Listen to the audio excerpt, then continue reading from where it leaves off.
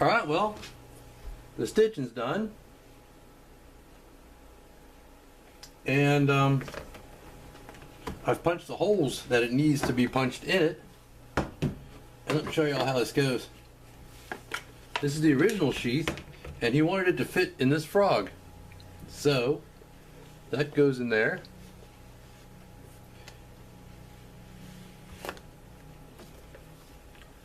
Gotta move this up a little bit. Now, it's left-handed, so the knife goes in the other way.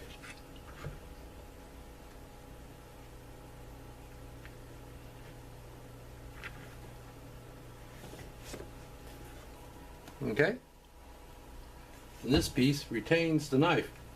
Part of the problem that the fella had with the other knife sheath is that it didn't retain the knife. Now this is kind of tight here because it'll stretch with usage. There you go. And there you go. That's how it's going to work. Using the same frog, but it's for a left-hander. With stitching on the back. Now, I did discover something about the stitching. It was actually easier to do. Oop, watch my hand. That'd be a heck of a thing. That'd go viral if I cut my hand off, gashed my fingers or something. Since the leather is still a little bit damp, I'm using an oily rag to wipe the blade down.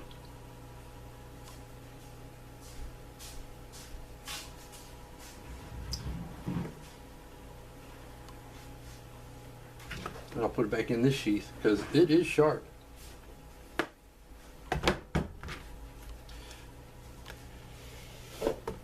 Now the thing is, it's time to dye. Time to get some dye on this. Dye it a nice black.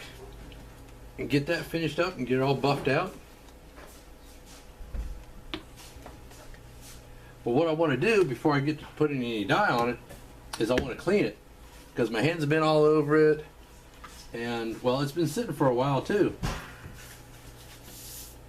So any oils that are here in the house or anywhere else are now on the leather, and I want to clean that off. So I'm just going to use alcohol. Now this is 50%. But actually, it has 90% in it. I just take myself a paper towel. Get lots of alcohol there. And wipe it down. And what that'll do, it'll get the surface greases off. So there won't be any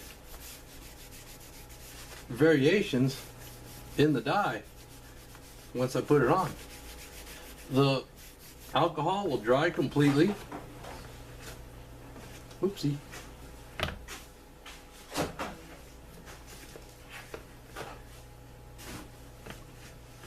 Without damaging the leather. Well, it will dry out the leather a bit, but that's okay. We can take care of that.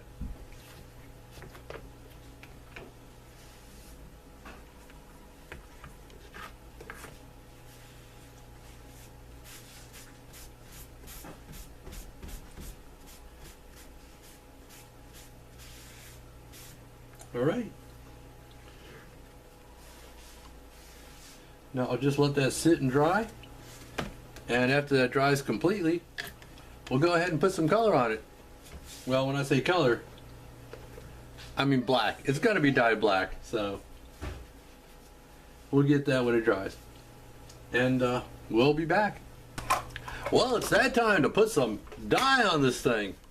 And since I dye a lot of stuff black, I get my dye by the quart. Then, and this quart's getting kind of low. Gonna have to order another one. Then I put it in these little bottles that makes it easier to handle. And then the little bottle goes in my clamp. That way, I don't knock it over and make a mess. Now before I dye something, make sure I top's tight.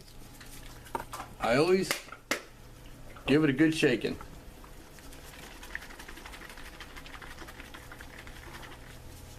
Stick that in my clamp.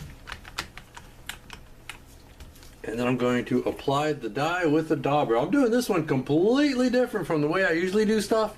Usually, I dye the leather and then do all the stitching and stuff, so I get dyed on the inside. This one I'm doing completely different. I'm going to, it's done. It just needs color. Now that it's all stitched and wet formed, now I'm going to dye it. But pretty much the same way. Just use lots and lots of dye. Well, I don't want to get through that hole there. Nope, I didn't. And I want to saturate this leather.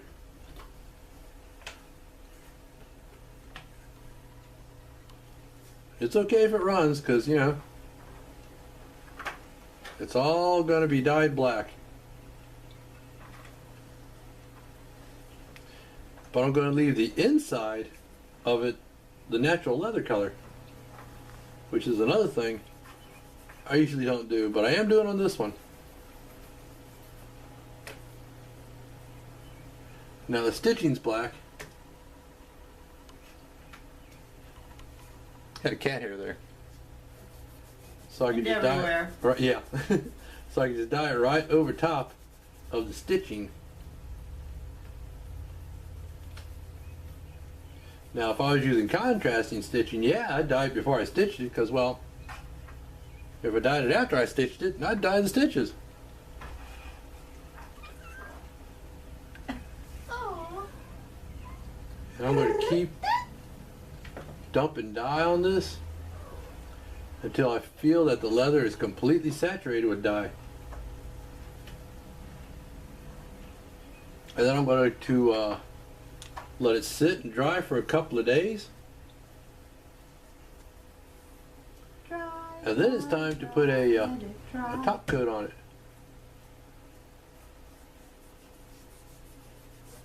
Yeah, you can see how it's soaked up the dye there. Again, like usually when I'm dyeing something black, I want the dye to puddle on the surface. If I have excess dye to buff off, that's fine. I don't mind that at all.